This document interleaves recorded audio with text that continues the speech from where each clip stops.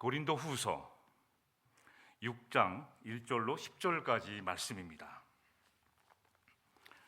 고린도후서 6장 1절로 10절까지 말씀을 봉독해 올릴 때 살아계신 하나님의 음성을 듣기를 바랍니다. 우리가 하나님과 함께 일하는 자로서 너희를 권하노니 하나님의 은혜를 헛되이 받지 말라. 이르시되 내가 은혜 베풀 때에 너에게 듣고 구원의 날에 너를 도왔다 하셨으니 보라 지금은 은혜 받을 만한 때요 보라 지금은 구원의 날이로다.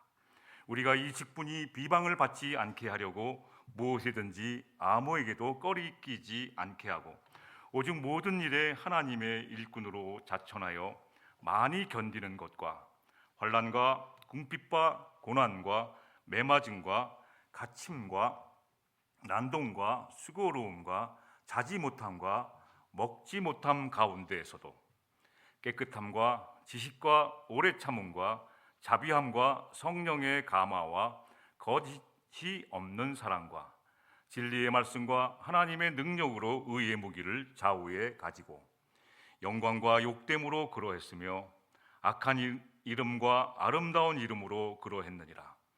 우리는 속이는 자 같으나 참되고 무명한 자 같으나 유명한 자요 죽은 자 같으나 보라 우리가 살아있고 징계를 받는 자 같으나 죽임을 당하지 아니하고 근심하는 자 같으나 항상 기뻐하고 가난한 자 같으나 많은 사람을 부유하게 하고 아무것도 없는 자 같으나 모든 것을 가진 자로다. 아멘. 저희 집사람이 며칠 전에 제가 인상을 썼더니 여보 뭐 힘든 거 있어? 교회 창립 3주년 기념 행사하는데 뭐 힘든 거 있어? 물어보더라고요. 제가 그랬죠. 근심하는 자 같으나 기뻐하다 그랬더니 하여튼 말만 잘해요. 이렇게 말하더라. 그래서 또 회개합니다. 말만 잘한다고. 네. 몇 달 전에 이제 교회에다가 휴가를 신청해서 내년도 목회를 어떤 방향으로 이끌어가야 될까를 좀 이렇게 생각하면서 제가 기도원에 별로 안 좋아하거든요. 근데 이제 교회에서 신청하고 기도원을 갔습니다. 3박 4일. 그때 교인들이 되게 좋아하시더라고요. 목사가 기도하러 간다니까 빨리 가서 어서 환영하고 되게 좋아하는 것 같아요. 그래서 기도원에 가는 길이었습니다. 뭐 책도 이만큼 보따리로 싸갖고 그냥 자료도 준비해갖고 뜨겁게 기도해야지 그러면서 하여튼 산타크루즈에 있는 아주 좋은 기도원이더라고요. 숲풀이 우거져갖고 제가 좋아하는 스타일의 기도원이에요. 걷기 산책하기 좋은 그런 기도원에 갔습니다.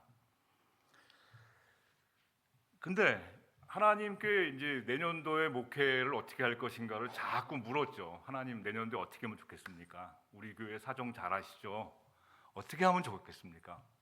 어떻게 하면 속사람이 건강한 교회, 이 커뮤니티에 칭찬받는 교회, 하나님이 칭찬받는 교회로 할 수가 있겠습니까? 자꾸 물었더니 하나님이 오히려 저에게 질문하시는 메시지가 저에게 왔어요. 하나님이 이런 질문을 하셨습니다.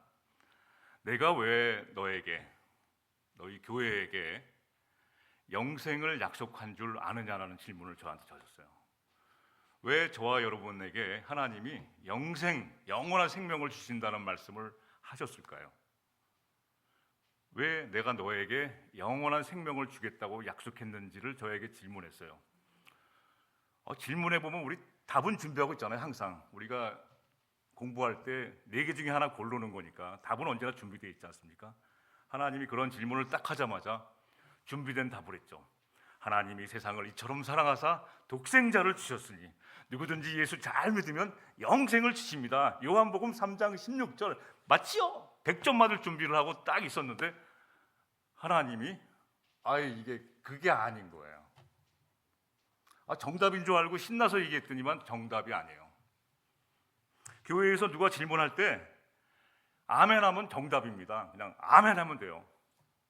제 남동생은 목사님이 저주를 받을지어다 그랬는데도 아멘 했어요. 아멘 신나게 하다 보니까 아멘 하다 보니까 아멘 했어요. 그것도 너무 아멘 했어요. 하나님의 답인 줄 알고 그렇게 제가 자신 있게 대답했는데 하나님은 전혀 그게 아니라는 것이죠. 하나님은 저에게 친절히 말씀해 주셨어요. 저도 말을 잘 안 듣는 목사이기 때문에 하나님은 저에게 언제나 말씀하실 때 선생님이 칠판에 또박또박 써주는 것처럼 글자로 써주세요. 글자로. 신학교 가서 콜링을 받을 때도 하나님이 그 말씀을 하늘에다가 써주셨어요. 이렇게 써주셨어요. 또박또박 한자 한자. 이번에도 영원한 생명을 너희들에게 준 이유를 알겠느냐 그랬는데 제가 하나님이 예수 그리스도 독생자를 보내주셔서 이 세상을 사랑하시니까 그 말씀을 주신 거라고 믿고 답을 했는데 하나님은 그런 것이 아니라는 것이죠.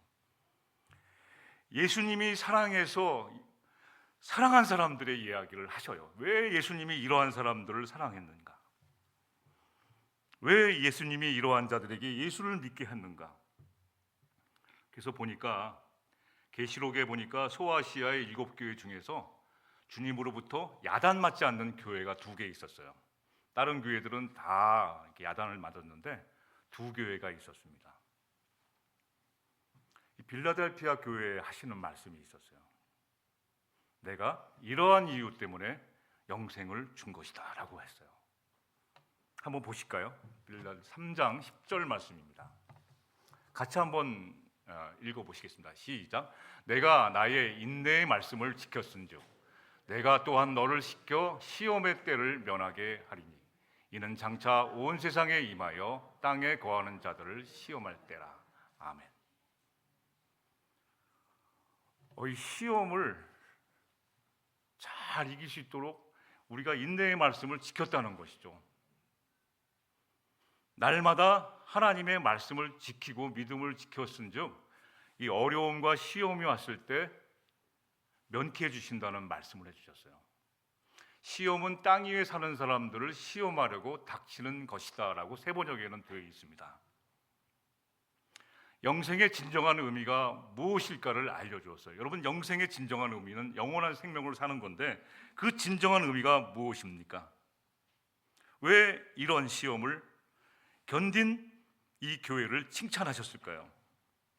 영생의 진정한 의미는 어떤 일을 당해도 요동하지 않고 견딜 수 있는 생명력을 의미합니다. 그래서 하나님이 이 세상을 사랑한 거예요. 약한 것, 불의한 것 다 사랑하신 것이 아니라 환난과 핍박과 고통 속에서 하나님의 말씀을 붙잡고 참고 견뎌왔던 사람들을 사랑해서 영생을 선물한 것이라는 것이죠. 여러분, 오늘도 주님의 말씀을 붙잡고 이 어려운 가운데서 요동하지 않으며 견디며 믿음을 지키고 계시나요? 이것 때문에 내가 영생을 주었다는 말씀을 열심히 준비해서 간 기도원에서 받았습니다. 그러면서 하나님이 못 알아들을까 봐 또박또박 글씨를 써주셨어요. 그 글씨가 내실입니다. 내실. 이게 안에 있는 밀실 그런 뜻이 아니라 안에 내자, 안에서 열매를 맺자. 내실. 속사람이 건강한 교회가 되라는 말씀을 내년도에 표어로 주셨어요. 여러분, 내년도에 올해도 건강을 유지하려고 애썼지만 또 내년도에도 반복되는 말씀이기도 하지만 내실이라는 단어를 주셨어요. 내면의 세계가 좀 열매를 맺는, 내면의 세계를 알차게 열매를 맺어라. 이게 오늘 제목이기도 하고 내년도 저희 교회가 추구할 방향입니다. 목사도 천국 가야 되고 교인도 천국 가야 되고, 목사는 천국 가고 교인은 천국 못 가고, 교인은 천국 가는데 목사는 천국 못 가는 그러한 교회가 아니라 우리 모두 속사람이 건강한 모습으로 건강한 교회를 꾸려서 내실이 성령의 열매로 충만한 가운데 하나님의 나라에 이르기까지 함께 손잡고 가야 한다는 겁니다. 한 사람 한 사람이 그래서 갈라디아서 5장 22절 23절 말한 것처럼 성령의 열매를 좀 맺어야 돼요. 성장하는 교회로 나가려면. 근데 성령의 열매라는 것은 여러분 잘 아신 것처럼 무슨 때마다 이때는 온유한 열매를, 이때는 충성의 열매를, 이때는 열매가 다 틀린 것이 아니라 열매가 다 하나님의 자녀인 우리들의 삶 속에서 특징적으로 나타나는 특성을 말하는 거거든요. 다시 말하면 성령의 열매라는 것은 하나님의 품성입니다. 품성. 다 하나로 갖고 있는 거예요. 내실이 있다는 것은, 속사람이 건강한 것은 내 안에서 언제 어느 때나 이 성령의 열매가 하나님의 품성으로 나타나서 나를 보는 순간, 저와 여러분을 보는 순간 하나님의 가스 이미지가 보여진 것이죠. 그러한 교회가 되고 싶은 겁니다. 반복되는 말씀이지만 내실이란 속사람이 건강한 교회와 우리들이 되려고 세 가지 목표를 세웠어요. 집을 지으려면 기둥을 세워야 될 겁니까? 내실 있는 속사람이 건강한 교회가 되기 위해서는 세 개의 기둥을 세워놨습니다. 한번 기둥을 간단히 소개해 드리겠습니다. 보시죠. 1절. 여기 아닌, 요 기둥이 첫 번째, 그 전에 그동안 이제 북미 교회의 영성 형성에 세 가지 길이 있다고 미국 교회에서는 다 가르쳤어요. 지금까지 이제 미국 교회에서는 이 세 가지 길이 영성을 형성하는 데 필요한 길이라고 말해줬습니다. 그 첫 번째가 이제 교회에 잘 다니셔야 돼요. 우리가 신앙생활을 잘하기 위해서는 다른 길이 없습니다. 교회 잘 다니셔야 돼요. 두 번째는 성경책을 읽고 기도하시는 겁니다. 다른 길이 없습니다. 그다음에 세 번째가 헌금을 잘 드리셔야 돼요. 물질이 있는 곳에 마음이 있거든요. 헌금은 1년에 한 번도 안 하시면서 헌금 얘기 드리는 것이 아니라, 헌금은 1년에 한 번도 안 하면서 영혼이 성장하기를 바라는 것은 이게 영적 성장 원리에는 맞지 않아요. 그래서 성경에 수많은 얘기가 물질에 관한 얘기가 굉장히 많이 나옵니다. 예수님도 그런 말씀을 많이 하셨어요. 그런데 이 플로 신학교 제닛 헤니 헤그버거 로버트 굴리 박사가 수십 년간 수많은 그리스도인의 삶을 분석해서 예수님을 닮아 가자는 설명을 6단계 영적 발달 이론을 말했어요. 6단계를 거쳐야지만 영적으로 성장한다는 이론을 발표했어요. 이 목회자들은 이런 이론을 발표하기가 쉽지 않습니다. 목회가 바빠서 못하는데 학자들이 이런 걸 해주니까 너무 고마워요. 6단계 이론을 발표했어요. 그런데 오늘 저와 여러분이 읽었던 오늘 고린도후서 6장 1절부터 10절까지 말씀이 이 안에 들어가 있습니다. 여러분, 첫 번째가 하나님에 대한 인정을 하라는 거예요. 두 번째, 제자의 삶을 살아야 되고, 생산적인 삶을 살아야 되고, 내실 있는 속사람이 건강해야 되고, 외적 여행은 좀 다니셔야 돼요. 다른 교회도 좀 가보시고, 아니 저희 교회 빼놓고 저희 교회인들은 아직 교회 좀 있으세요. 다니지 마시고, 좀 있다가 한 5년 지난 다음부터 다른 교회 다니시고, 5년까지는 좀 이렇게 선교도 좀 가보시고 좀 다녀보셔야 돼요. 비교해 보셔야 돼요. 왜 이렇게 성장을 여러 가지. 그 다음에 사랑의 삶, 성령의 열매 맺는 삶을 사셔야 돼요.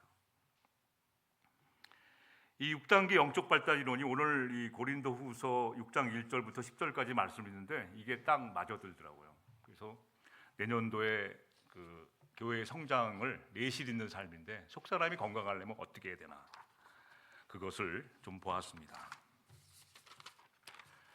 오늘 본문에 담겨 있죠. 하나님에 대한 인정이 첫 번째인데, 보니까 고린도후서 6장 1절 말씀 보니까 하나님의 은혜를 헛되이 받지 말라고 되어 있어요. 6장 1절에 하나님의 은혜를 헛되이 받지 말라. 이것이 하나님을 인정하라는 거예요. 하나님이 지금까지 저와 여러분에게 주신 은혜를 헛되이 받지 말라는 거예요. 근데 귀한 선물들, 여러 가지 은혜를 너무 우리는 쉽게 보내버려요. 쉽게 이렇게. 그래서 2절은 지금이라는 말이 나옵니다. 지금이 두 번 나와요. 보라, 지금은 은혜 받을 만한 때요, 지금은 구원의 날이로다. 그래서 지금이 얼마나 중요한가. 그래서 내년도 교회의 성장 목표의 첫 번째 기둥을 뭐라고 세웠냐면, 한번 보실게요. 날마다 새롭게 하소서. 나와 있나요? 한번 보시죠. 날마다 새롭게 하소서.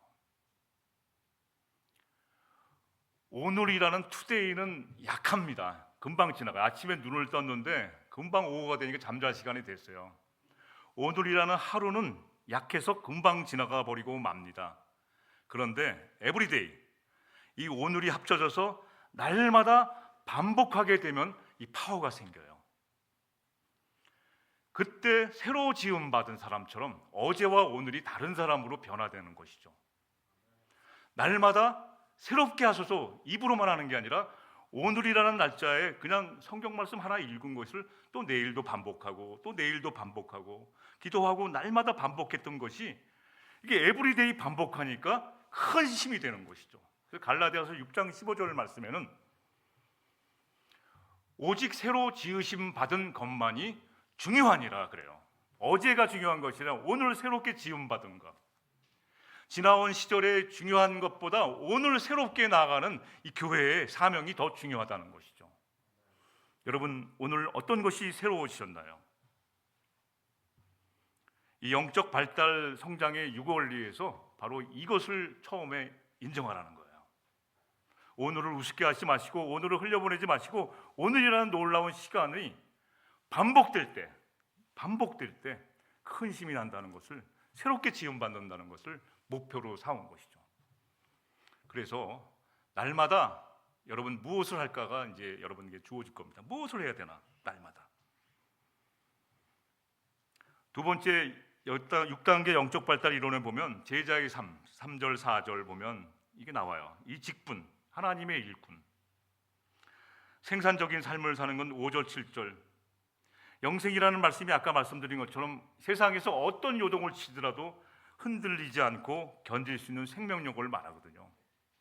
누가 조금만 뭐라고 그러면 그냥 쓰러져 버리고 포기하고 마는 그러한 것이 아니라 환난과 핍박, 온갖 압박이 임하더라도 버티면서 생명력을 이어가는 교회. 그래서 7절에 보니까 생명력을 얻는 무기가 나와요. 오늘 본문 고린도후서 6장 7절에 보니까 생명력을 얻는 무기를 두 가지를 말씀해 주셨어요. 첫째가 하나님의 능력으로 한다고 그랬죠. 두 번째, 의의 무기를 좌우에 가지고. 내가 하는 것이 아니라 하나님의 능력으로, 하나님이 인도하시는 그 옳은 방향으로 사용하라는 것이죠. 나라가 어렵습니다, 여러분. 나라가 어려운데 제가 좋아하는 목사님이 칼럼을 하나 쓰셨어요. 나라가 어렵고 시끄럽고 곧 망할 것 같아요. 전쟁이 날 것 같은 그러한 상황에서도 벼랑 끝에서도 다시 날아오리라 하는 말씀을 쓰셨어요. 저와 여러분이 어떤 사람입니까? 어려운 가운데서 우리 부모님들도 마찬가지고 버텨온 사람들이에요. 이 한국 민족이 아주 그냥 마늘 같아요. 마늘. 얼마나 잘 버티는 사람인지. 그래서 이런 글을 쓰셨습니다. 우리 국민이 어떤 사람들인가? 어려움을 당할 때, 나라가 어렵고 그럴 때 요걸 생각해 보는 거예요. 우리 국민이 어떤 사람들인가? 굶주림 속에서도 형제 자매의 궁핍한 손을 뿌리치지 않았고 홀몸으로도 넘기 힘든 사선을 넘으면서도 등에 업힌 자식을 내팽개치지 않았던 사람들이다. 온갖 괄시와 냉대를 받으면서도 나라를 살리기 위해 중동의 사막에서 구슬땀을 흘렸고 서독의 탄광에서 검은 먼지와 싸운 사람들이다. 낯선 나라에 맨몸으로 와서 남부럽지 않는 삶을 일궈내는 사람들이 바로 저와 여러분인 것이에요. 까불면 안 돼요. 대단한 사람들입니다. 여기에다가 하나님을 믿는 신앙까지 가졌으니까 누가 저와 여러분을 우습게 봐서는 안 돼요. 만만한 사람들이 아닙니다. 진리의 말씀과 하나님의 능력으로 이 버틴 나라가 저희 대한민국이라고 저는 믿고 있습니다. 두 번째 기둥을 세웠어요. 이렇게 살아보자는 거예요, 내년에는. 두 번째는 건강한, 속사람이 건강한 교회는 어떤 교회인가? 목표를 또 두 개 세웠습니다. 어떤 걸까요? 한번 보시죠. 말씀과 기도로 믿음의 뿌리를 내리게 하는 교회가 되기를 원합니다. 말씀과 기도, 늘 하는 말이에요. 말씀과 기도, 당연한 말 같지만 이 말씀과 기도로 뿌리를 내린다는 것은 날마다 날마다 주어진 시간을 반복하지 않으면 이루어질 수 없는 겁니다. 그래서 시편 56편 10절 말씀을 주셨어요. 내가 하나님을 의지하여 그의 말씀을 찬송하며 여호와를 의지하여 그 말씀을 찬송하리이다. 말씀을 읽을 때도 하나님을 의지하여 말씀을 묵상하셔야 돼요.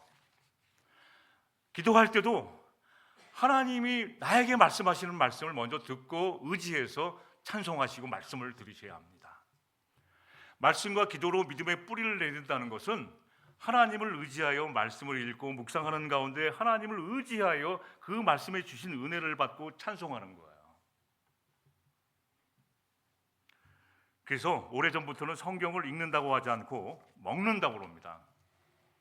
아침부터 성경을 잡숫기 위해서는 무엇을 준비해야 되나요? 재료를 준비해야 되나요? 여러 가지 방법이 있습니다. 바쁠 때는 성경 한 구절을 보고, 저 같은 경우는 바쁠 때는 성경 한 구절씩 읽는 게 있어요. 독일에서 나온 그런 책을 읽으면서, 또 어떤 때는 부모님이 물려주신 성경책을 어려운데도 꼭 다시 한번 보려고 그래요. 아침마다. 왜냐하면 부모님이 물려준 신앙, 기도, 그걸 생각나면서 읽는 것도 있습니다. 중요한 것은 날마다 반복하는 것이 있느냐는 것이죠. 날마다 아침에 밥 먹으러, 일용할 양식 성경 말씀을 먹으러 왔는데 준비가 안 됐어. 내 성경책은 먼지를 털어야 돼서 다시 봐야 되고, 큐티책, 여러 가지 책들은 그냥 막 먼지 터서.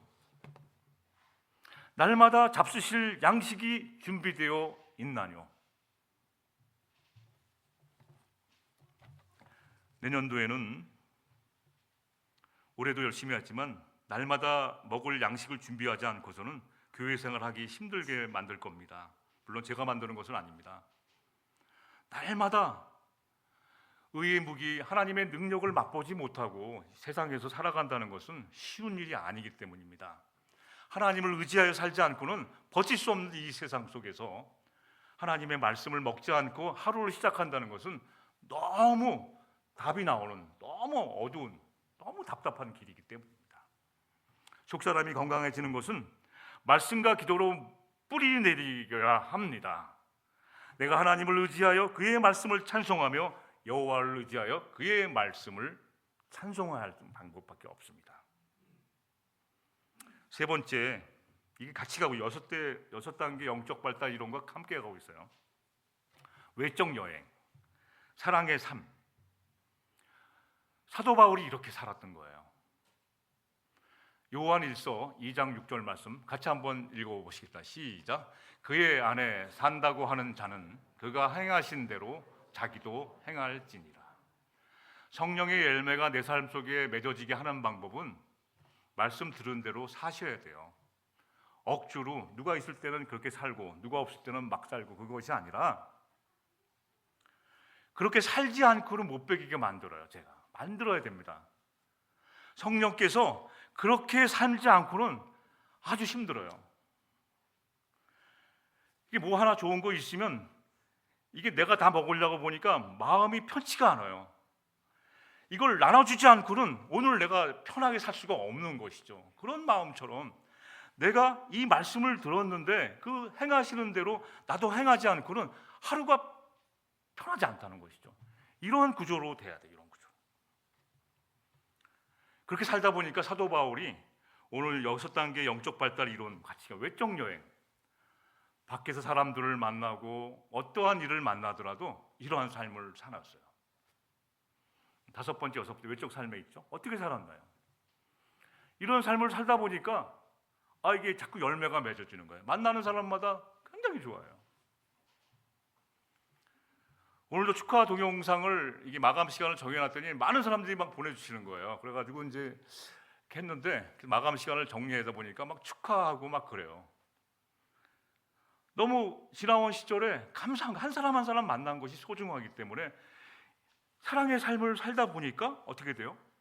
나의 삶이 날마다 말씀 먹으면서 살아가니까 이 사도 바울이 외적 삶, 외적 여행, 사랑의 삶, 성령의 열매를 맺는 삶이 어떻게 살았나 봤더니 9절, 10절 말씀, 오늘 고린도 후서 6장 9절, 10절 말씀처럼 산 거예요. 그의 안에 산다고 하는 것, 내실을 기한다고 하는 것, 어떤 것일까요? 이런 삶을 살게 되는 겁니다. 어떤 삶을 살았나요?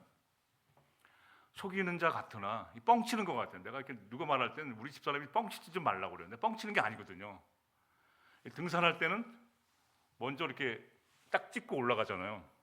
저는 그런 거다. 미리 이렇게 앞을 내다보면서 딱 이렇게 올라가는 거다.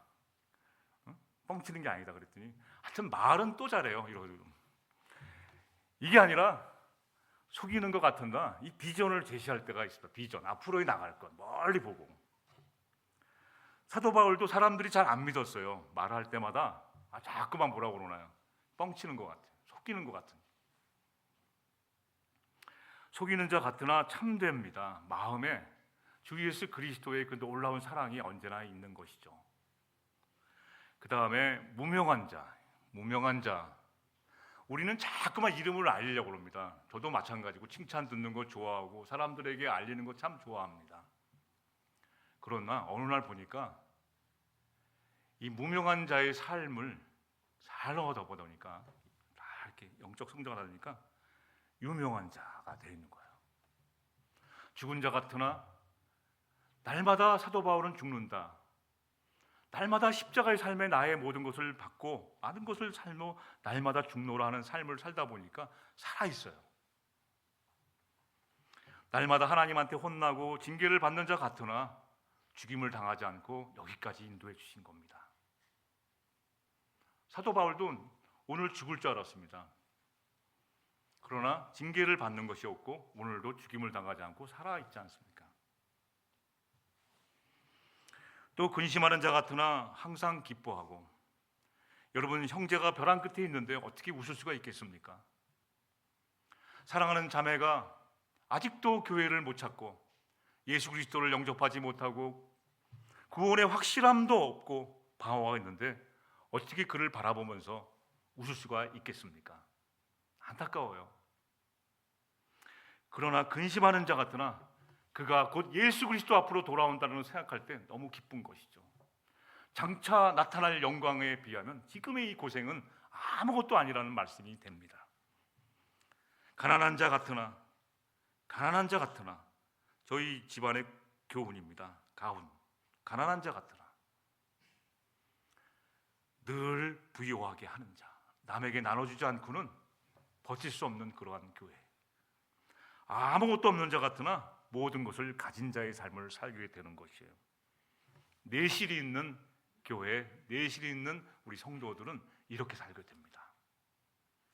근심하는 자 같으나 항상 기뻐하고, 가난한 자 같으나 많은 사람을 부유케 하고, 아무것도 없는 자 같으나 모든 것을 가진 자의 삶을 살게 되는 것입니다. 세 번째 기둥 마치겠습니다. 세 번째 내실 있는 삶. 속사람이 건강한 교회의 실천 목표가 세 번째 기둥을 세웠습니다. 이런 기둥을 세운 것은 우리 교회가 이렇게 잘합니다, 자랑합니다라는 건 아니에요. 이만큼 부족하니까 여러분의 기도가 필요하다는 것을 의미해서 기도해 주십시오 하는 부탁이에요. 우리 교회는 이렇게 할 거예요. 이렇게 합니다. 이렇게 나갈 거예요. 이런 교만한 마음으로 말씀드리는 게 아니라 이만큼 많이 부족하니까, 이만큼 어렵습니다. 교회의 사명과 본질을 감당하기가 이렇게 쉽지 않으니까 여러분 도와주셔야 돼요. 기도해 주셔야 돼요. 함께 힘을 내야 합니다. 이런 의미로 말씀드린 겁니다. 세 번째, 성령의 열매가 내 삶 속에 맺어져야 합니다. 다른 거 다 필요 없습니다.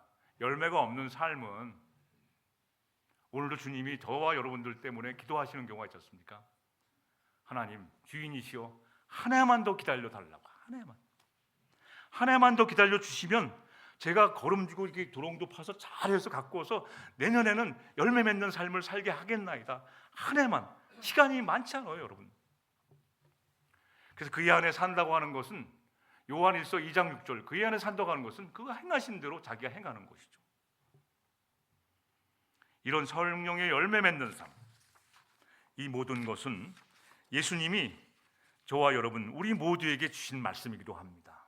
내년대 부에나파교회가 여러분의 그 어떤 칭찬보다 이러한 내실 있는 속사람이 건강한 교회로 자리 잡아서 지역사회를 위해서 헌신하는 것을 여러분께서 지켜보시고 함께, 혹시 그 길을 잘못 갈 때는 책망도 하시고 또 사랑의 언어도 말씀해 주셔갖고 자꾸만 해서 우리 함께 하나님이 이미 주신 복이 있지 않습니까? 영원한 생명을 약속하신 그것을 바라보시면서 이 땅 위에서 어떠한 어려움과 힘든 것이 저희 앞을 가로막을지라도 끝까지 말씀을 의지해서 그리스도의 향기를 내뿜으면서 그 향기를 통해서 많은 사람들을 그리스도 앞으로 돌아오게 하는 저와 여러분이 되게 우리 함께 손잡고 나아가십시다.